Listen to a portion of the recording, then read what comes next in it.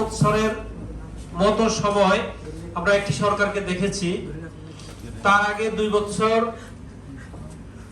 সেনা সমর্থিত তত্ত্বাবধায়ক সরকার ছিল, তার আগে বিএনপি জামাত জোট সরকার ছিল, তার আগে আওয়ামী লীগ ছিল, আবার তার আগে বিএনপি ছিল, তার আগে জাতীয় পার্টি ছিল, জাতীয় পার্টির আগে বিএনপি ছিল এবং তার আগে আওয়ামী লীগ ছিল।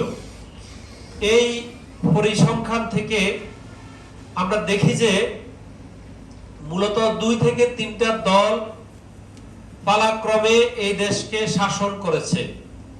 তো আমরা আমাদের যে মাতৃপ্রতিম যে দলগুলো আছে তাদের শাসনের ইতিহাস যদি আমরা দেখি, তাহলে আমরা দেখি যে দেশ শাসন এবং আমাদের এই দেশকে গড়ার পরিবর্তে তারা নিজেদের ভবিষ্যৎ গড়ার কাজ করেন বেশি।